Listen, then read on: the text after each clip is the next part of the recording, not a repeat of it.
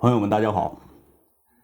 今天我们来说一说中国伊朗25年合作协议背后的一些更深的思考，就是中国可以借此将咱们国家的发展模式，甚至自己的文化推向世界。这几天关于中伊签署合作协议有哪些影响，各种分析的内容已经很多了有利于中国的能源安全，有利于人民币走向国际化等等等等，这些说法都对也有一些冷静的声音说，如果未来协议执行的不顺利怎么办？毕竟伊朗国内的意见也不是统一的国内亲西方的人还是相当多的。所以今天我们就从另外一个角度来说一说中伊合作协议的影响。了解完了之后呢，我们就会发现这份协议执行的好，那当然好；如果执行的不顺利，甚至是半途而废，其实呢影响也是有限的。就现在这个世界上主流的意识形态和文化，毫无疑问是西方发达国家主导的。原因也很简单嘛，你有钱，你说话就响亮别人也愿意听你的。一个亿万富翁说一说生意经大家都想听都想学一学，也乐意跟着人家的方法去做。一个要饭的，即使是舌灿莲花也没有用，这是人的本性就工业革命以来呢，西方发达资本主义国家经济发达，武力强盛自然而然呢就会掌握世界的话语权。这种软实力的力量是很大的。我们来举一个例子就现在一些国外的服装和鞋类品牌抵制我们的新疆棉花，那我们很自然就要抵制他们的产品呢。但是过一段时间如果说阿迪打折促销3折，那肯定有人抢购嘴里说着抵制，心里觉得真香。这表面上是品牌的力量，实际上是文化的力量更是这个品牌所有者他们意识形态的力量。就这种意识形态的力量是非常强大的，小到个人，大到一个国家就愿意追随西方发达国家听他们的话，模仿他们的政治还有经济模式有些国家即使被发达国家坑的底裤都赔掉了，自己国家搞得一塌糊涂，仍然是愿意追随西方的。这是为什么呢？两个原因一个原因呢，就是弱国的精英阶层他们本身是不爱自己的国家的他们的目标就是自己能够融入西方发达国家就好自己的母国仅仅是一个跳板而已。典型的国家就是乌克兰嘛。另一个原因呢，就是弱国没有别的选择，你除了西方发达国家，你还能向谁学习呢？没有更好的模板呢。世界上大多数的发展国家都是这样，就只能跟着西方走。但是现在有了，就中国的发展模式完全是咱们自己趟出来的一条路。中国自己证明了这是一条走得通的路，对吧？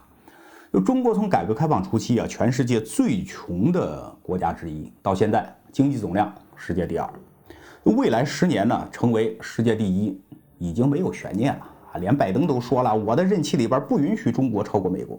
那这句话细品什么意思就是中国未来能成为世界上经济力量最强大的国家已经成了全世界的共识了。那这个世界上经济力量最强大的国家，是不是就有了主导世界的软实力和话语权了呢？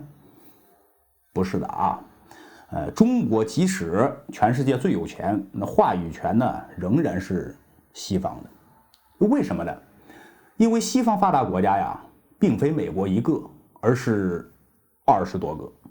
这20多个国家意识形态一致经济模式一致政治模式也差不多，就他们更具有代表性，对吧？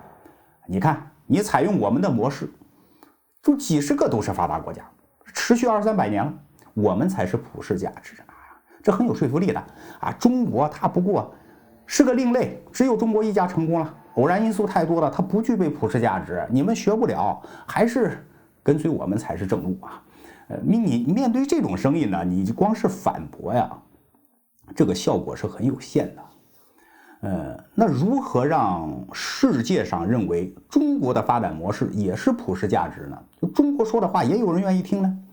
其实也很简单那就是采用中国的发展模式，也有富裕起来的国家，就这样的国家不需要多，10个8个就够了。这就足以证明啊，中国的发展模式啊不是另类，是完全可以走得通的。跟随中国也是可以实现国家富强的啊！就那样的话，中国说的话呢，就有人愿意听了。就是中国的文化品牌，甚至是意识形态啊，就会成为另外一个世界的主流。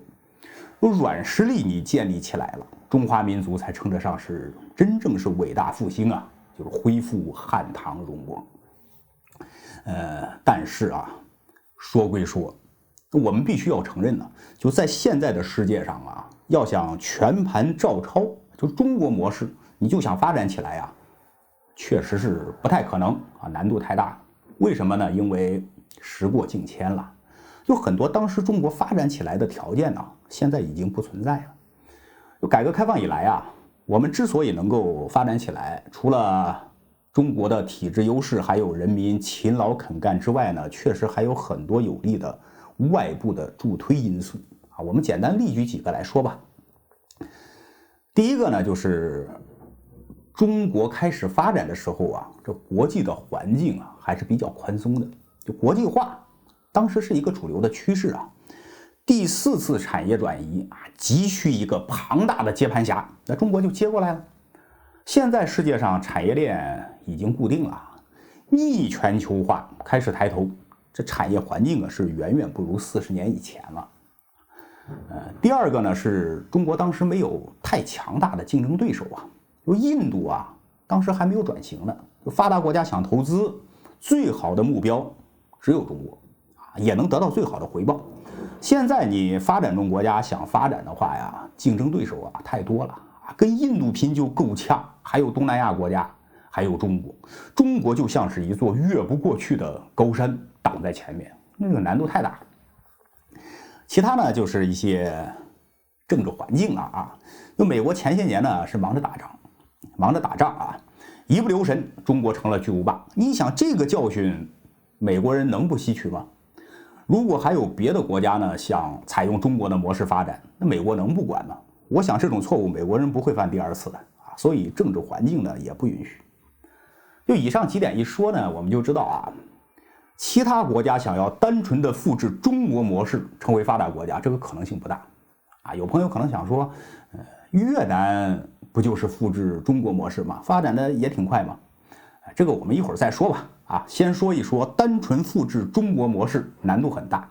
那其他国家如何按中国模式去发展呢？先说这个问题啊。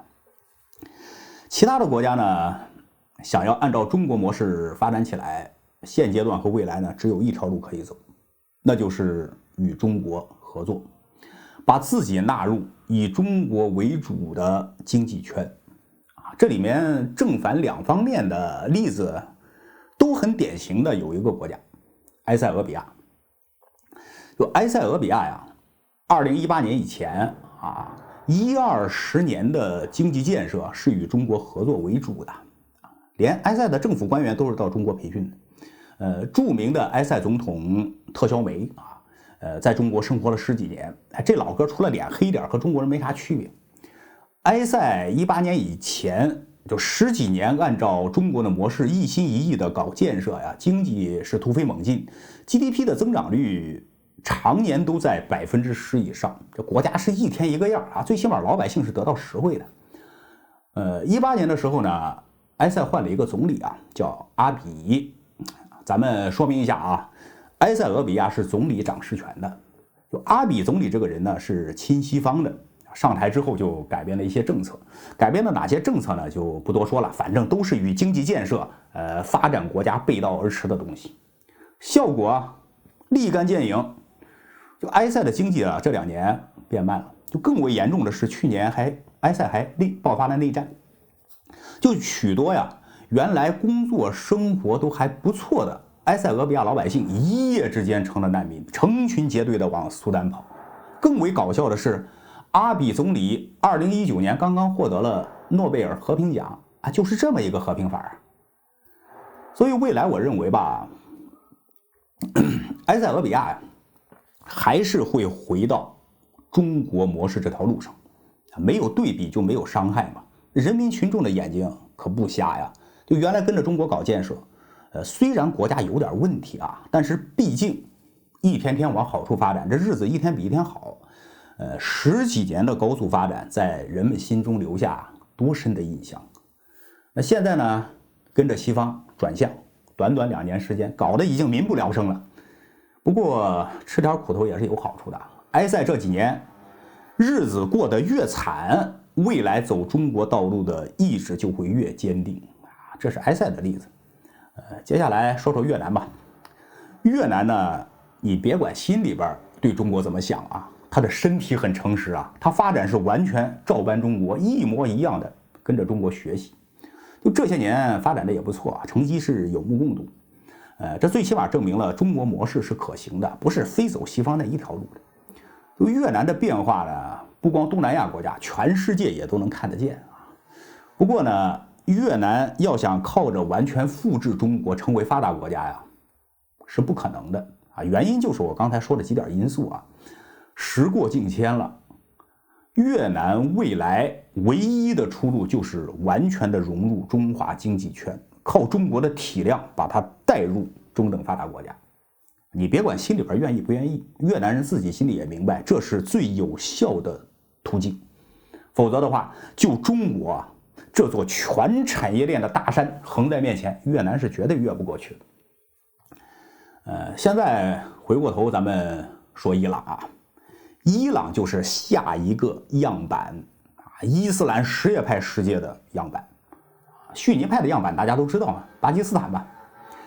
现在呢，伊朗也没得选了啊，这也是个最好的时机，与中国合作，摆脱困境，把国家的经济发展起来，人们有活干，有钱赚，日子过得比以前好，甚至呢，比巴列维时代日子还好，那中国就成功了。往后就简单了吗？伊拉克、叙利亚、也门，你照抄试卷就行了。有朋友可能要问啊，就说万一不成功呢？这也很有可能的。伊朗本质上还是亲西方的啊，只是暂时被逼得无路可走了。再加上领导人年龄也大了，过几年领导层一换，美国也不制裁他了，保不齐伊朗会转向。但是这也无所谓。你总不能为了以后有这种可能，现在就什么都不做了吧？啊，做生意还有赔有赚。只要这2、3年的时间，伊朗不转向就行。而且这2、3年之内呢，伊朗是绝对不可能转向。就中国和伊朗的协议啊，本质上还是合作，不是结盟啊。我帮你搞经济发展，你得供给我原油，这个是等价交换的啊。即使3、5年之后呢，伊朗转向了，经济上呢，中国也不吃亏。而且呢，这几年里边啊，伊朗是能尝到甜头的啊。你看，跟中国一合作，国内的商品丰富了啊，通胀率、失业率这都下来了。就老百姓的生活呢，也比以前好了。过几年伊朗转向了，如果说转得好了，那咱们就祝福人家，对吧？如果说转得不好，你就一甜思苦吧。啊，跟埃塞的例子差不多啊。再回头走中国道路，那意志就更坚定。你看，亚洲有越南啊，中东有伊朗，非洲呢有很多国家了。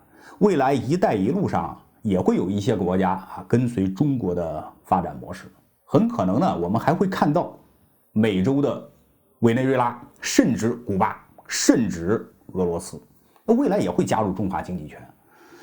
中华经济圈呢，未来的根本特征其实就一个：人民币结算。为什么这一次中国和伊朗合作协议引起这么大的轰动呢？就是因为白纸黑字上写明了人民币结算。人民币结算有一个更深的意义啊，就是这些国家的部分经济已经纳入了我们的内循环。注意啊，中国的内循环不光是指我们自己的国内，只要是用人民币的地方，其实都是我们的内循环。唯一和国内不同的地方，那就是多了一层报关手续嘛。大家细品就能明白这其中的深意。最后呢，咱们来说一个故事吧，来结束今天的节目啊。布尔津斯基，就很多人可能听说过这个名字啊。这个人呢是个真正的战略家，苏联解体就离不开他的功劳。布尔津斯基呢，1997年曾经说过一段话啊：最大的潜在危险是中国与俄罗斯或许还有伊朗结成大联盟。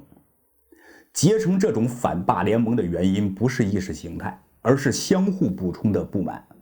这一联盟在规模和范围方面同中苏集团曾经构成的挑战有相似之处，尽管这次当头的有可能是中国，而俄罗斯是随从。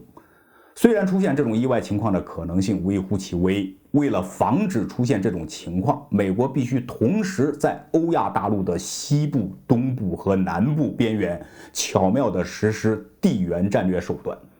但是只有在美国十分短视的同时对中国和伊朗采取敌对政策时，把俄国与中国及伊朗结合在一起的联盟才能搞得起来。这样的结局当然不能排除。